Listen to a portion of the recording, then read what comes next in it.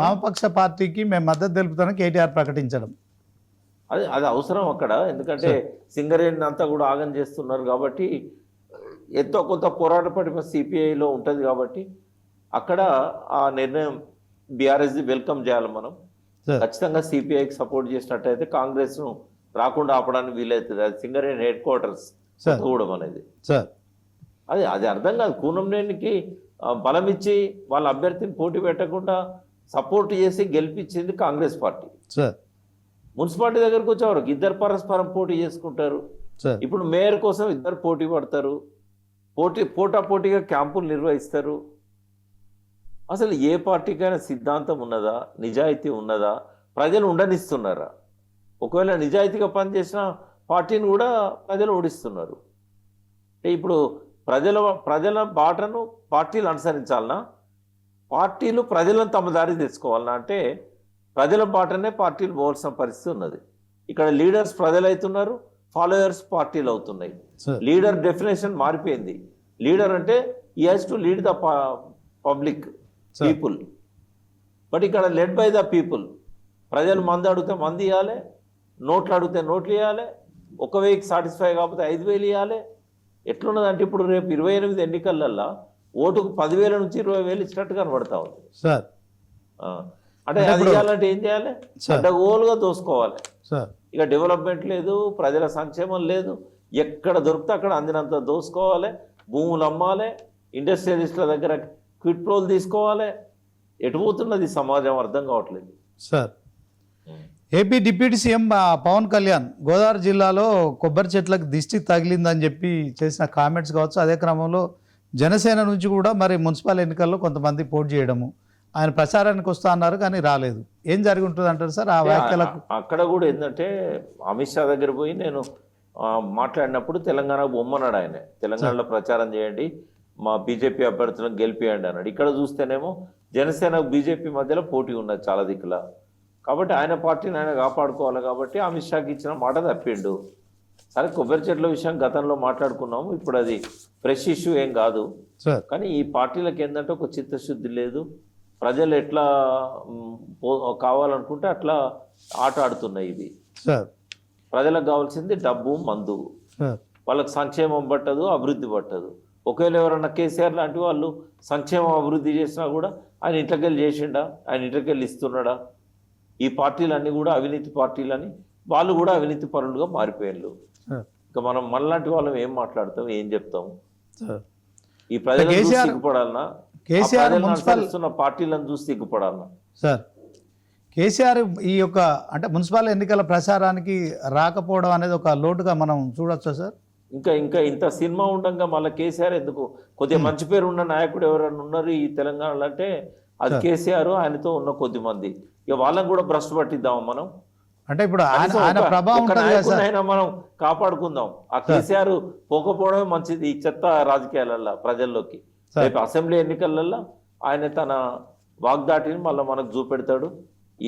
ఈ రాజకీయాలు, ఇవి మున్సిపల్ రాజకీయాలంతా మందు, మద్యము, డబ్బుతో ఉన్నదని చెప్పి ఆయనకు తెలుసు. అది ఆయన వాళ్ళు ఏం ఖర్చు పెట్టినట్టు కనబడతలేదు మనకి ఎక్కడ కూడా. ఒకవేళ ఖర్చు పెడితే ఈ రకమైన ఫలితాలు వచ్చేటివి కావు. పోటీపడి ఓట్లు కొంటే ఎవరు ఎక్కువ డబ్బు ఖర్చు పెడితే వాళ్ళు గెలిచేవాళ్ళు. సార్, జిహెచ్ఎంసీలో కూడా మేయర్ పీఠాన్ని మేము కైవసం చేసుకుంటామని బండి సంజయ్ చేసిన కామెంట్స్ మరి నిజంగానే గతంలో కూడా బీజేపీ సుమారు 48 డివిజన్లలో గెలుపొందడం కావచ్చు, ఇక ఇప్పుడు 300 డివిజన్లు అయినాయి కనుక ఎట్లుండబోతాయి సార్ జిహెచ్ఎంసీ ఎన్నికలు? అదే ఇప్పుడు మూడు కార్పొరేషన్ల పరిధిలో ఎన్నికలు వచ్చే టైం కల్లా ఓల్డ్ సిటీలో కత్తుల కోలాటాలు ఆడియాలి, 10 మందిని నరికేయాలి. అట్లయితేనే వాళ్ళు అధికారంలోకి రావాలి. ఇక ఎందుకంటే ఎంతకైనా తెగబడతారు. అది ఎలక్షన్ల గెలుపు కోసం చావనైనా వస్తారు, సంపనైనా చంపుతారు. రేపు మత కల్లోలాలు అనేటివి కనుక హైదరాబాద్ సిటీలో తీసుకురాకపోతే బీజేపీకి మేయర్ రాదు. ఒకవేళ మేయర్ రావాలంటే వాళ్ళు ఆ పని చేస్తారు, దానికి కూడా వెనుకపోరు. ఇప్పుడే రెచ్చగొట్టడానికి అక్బరుద్దీన్ ఓవైసీ అడ్డగోలుగా మాట్లాడిండు. అన్ని పార్టీలను తూలనాడుతూ సిగ్గు లేకుండా మాటలు మాట్లాడిండు, కులాల వారీగా మాట్లాడిండు. అంటే ఏం జరగబోతుంది? ఇద్దరి మధ్య అండర్స్టాండింగ్ ఉంది. మళ్ళీ అక్కడ పైన అమిత్ షాను ఓవైసీ ఒక రోడ్ మ్యాప్ ఒక ప్లానింగ్ ఉంటుంది వాళ్ళకు. సార్ ఇక్కడ వచ్చి ప్రజల మధ్య చిచ్చు పెడతారు, సార్ ఒకరినొకరు రెచ్చగొట్టుకుంటారు. సార్ ఇప్పుడు ఆ ఓవైసీ తిట్టిండు కాబట్టి రేపు బీజేపీ దానికి అగనెస్ట్గా మా జనాన్ని మళ్ళీ వస్తుంది, సార్ కొట్లాట ఘర్షణ వస్తుంది. వచ్చినప్పుడు ఇక ముస్లింలను ఎదిరించాలంటే మనకు బీజేపీ దిక్కు అని చెప్పి జనము బీజేపీ వెంబడి పోతారు. సార్ అనుమానం అక్కర్లేదు. ఆయన బండి సంజయ్ చెప్పిన దానిలో 100% వాస్తవం ఉన్నది. రేపు మత కల్లోలాలు తీసుకొస్తారు. ఖచ్చితంగా హైదరాబాద్ మేయర్ పీఠాన్ని, ఒక హైదరాబాద్ ఏం కర్మ 3 మేయర్ పీఠాలను కూడా వాళ్ళే తీసుకుంటారు. సార్ మొన్న బడ్జెట్లో తెలంగాణకు అన్యాయం జరిగిందని కాంగ్రెస్ ఆరోపించింది. సో బడ్జెట్ కంటే ముందు కేంద్రంలో ఉన్న ప్రధానమంత్రిని కావచ్చు, తర్వాత ఆర్థిక శాఖ మంత్రిని కలిస్తే కొంత ప్రయోజనం ఉండేది. కానీ రేవంత్ రెడ్డి మొన్న పార్లమెంటు సమావేశాల్లో కేంద్ర మంత్రులను కలవడం ఎట్లా చూడవచ్చు అంటారు సార్? ఈ బడ్జెట్ తర్వాత ఏమన్నా దాంతో ప్రయోజనం ఉంటుందంటారా వాళ్ళని కలవడం? నాకు తెలిసైతే కేసీఆర్ గారు 2వ టర్మ్ నుంచి ఇప్పటి వరకు కేంద్రం అన్యాయమే చేస్తుంది తెలంగాణకు. సార్ ఇప్పుడు కూడా పెద్దగా వాళ్ళు బడ్జెట్లో కేటాయిస్తారని నేను అనుకోను. ఎన్నికల కంటే 1 సంవత్సరం ముందు వచ్చే బడ్జెట్లో మాత్రం కొన్ని కేటాయింపులు ఉంటాయి కానీ పనులు చేయరు. ఆ పేరు చెప్పుకొని బీజేపీ రేపు అసెంబ్లీ ఎన్నికలలో మేము ఇగో ఇంత కేటాయించినాం, అంత కేటాయించినాం, పనులు మొదలవుతున్నాయి, ఆహా ఓహో అని చెప్పి ప్రచారానికి పనికొస్తుంది వాళ్ళకు. అందుకని 2028 బడ్జెట్ దాకా మనం కేంద్రం నుంచి ఆశించడం అది వేస్ట్. అది అక్కడ రాహుల్ గాంధీకి రేవంత్ రెడ్డి మధ్యలో బడ్జెట్ కరెక్ట్గా ఉంటే ఆయనే సీఎంగా కొనసాగుతాడు. మోడీకి రేవంత్ రెడ్డి మధ్యలో బడ్జెట్ ప్రాబ్లమ్స్ ఎన్ని ఉన్నా కూడా రేవంత్ రెడ్డి మొక్కుబడిగా పోయేస్తాడు తప్ప మరి ఒక ఇందిరా పార్క్ దగ్గర ధర్నా పెట్టొచ్చు కదా, లేకుంటే బీజేపీ ఆఫీస్ ముందు ధర్నా పెట్టొచ్చు కదా, కేంద్ర ప్రభుత్వ కార్యాలయాల ముందు ధర్నా పెట్టొచ్చు కదా, రిజర్వ్ బ్యాంక్ ముందు ధర్నా పెట్టొచ్చు కదా. ఏం చేయడు ఆయన. ఒకరోజు ఢిల్లీకి పోయే రైళ్లను ఆపొచ్చు కదా ప్రొటెస్ట్ చేసి. సౌత్ ఇండియా పట్ల వివక్ష చూపెడతా ఉన్నది. మా ఎంపీ స్థానాలు తగ్గేయడానికి ప్రయత్నం చేస్తున్నారు. మాకు బడ్జెట్లో 7 ఏళ్ల నుంచి మాకు డెవల్యూషన్ లేదు అని చెప్పి కాంగ్రెస్ పార్టీ సీఎం నాయకత్వాన ప్రతిపక్షాలను కలుపుకొని ఎందుకు ప్రొటెస్ట్ చేయట్లేదు ఆయన? ఒకరోజు రైళ్లను ఆపితే తెలియదా వాళ్ళకు ఏం జరుగుతుంది అనేది? అంటే ఓవరాల్గా రేవంత్ రెడ్డి ఈ మున్సిపల్ ఎన్నికల్లో సక్సెస్ అయ్యారు. అదే క్రమంలో ప్రియాంక గాంధీని కలవడం కావచ్చు. అంటే ఒక గ్యాప్ ఉంది రేవంత్ రెడ్డికి రాహుల్ గాంధీ కుటుంబానికి మధ్య. ఏం గ్యాప్ లేదు. డబ్బు సంతులు పోయిన రోజులు ఆడ గ్యాప్ అనేది ఉండదు సార్. గ్యాప్ ఉంటే ఈయన కనుక వాళ్ళ కోరికలు నెరవేర్చకపోతే 1 year కిందనే పదవి ఇచ్చుతురు అయ్యేటోడు సార్. అట్లాంటిది ఏముండదు. వాళ్ళ మధ్య గ్యాప్ 100% తగ్గింది. అంత మంచి అండర్స్టాండింగ్లో ఉన్నారు. ప్రతిపక్షాలు ఇట్లే ఉండి ప్రజలకు ఇట్లే ఉంటే 10 ఏళ్ళేం కర్మ 20 ఏళ్ళైనా రేవంత్ రెడ్డి కొనసాగే అవకాశం ఉంటుంది. సరే, ఇప్పుడు 116 మున్సిపాలిటీల్లో 37 హంగు కావడాన్ని అంటే ప్రజలు ఎట్లా, ఈ హంగు కారణం ఏంటంటే? హంగు కారణం ఏంటంటే ప్రాపర్గా క్యాండిడేట్స్ని సెలెక్ట్ చేసుకోకపోవడము, వాటిలలో ఉన్న అసమ్మతి. ఇప్పుడు జగిత్యాలలో జీవన్ రెడ్డి మనసులోకి టికెట్లు ఇవ్వలేదు కాంగ్రెస్, ఆయన 14 మందిని ఇండిపెండెంట్గా నిలబెట్టి గెలిపించుకున్నాడు. ఇట్లాంటివన్నీ హంగుకు దారితీస్తాయి. ఇంకోటి ఏంటంటే ఇక్కడ అక్కడ ఉన్న స్థానిక నాయకులు ఎవరైతే ఉంటారో వాళ్ళు కార్పొరేషన్ ఎన్నికలలో కానీ డివిజన్లలో లేకపోతే మున్సిపాలిటీ ఎన్నికలలో వార్డులలో క్యాండిడేట్లది కొంత ప్లస్ పాయింట్ ఉంటుంది.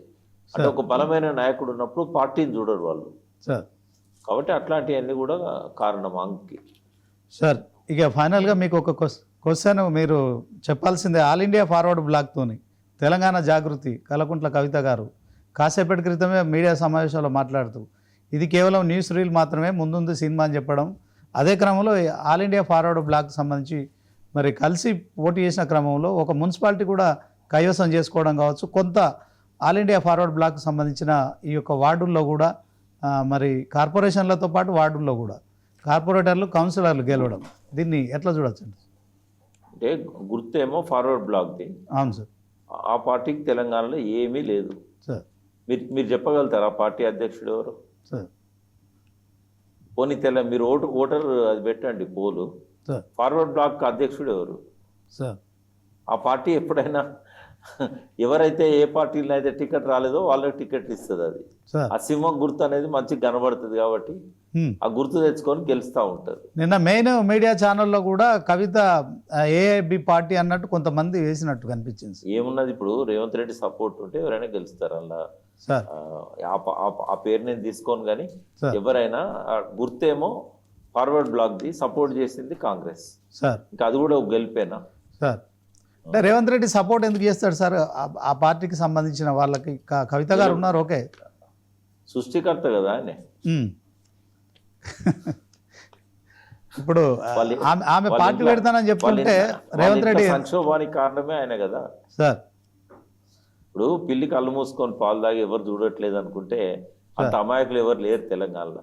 కవిత గారు పార్టీ పెట్టిరు, పార్టీ రిజిస్ట్రేషన్ కూడా అయిపోతుంది, రేపో మాపో గుర్తు కూడా రాబోతుంది. All the best. Okay, thank you very much sir.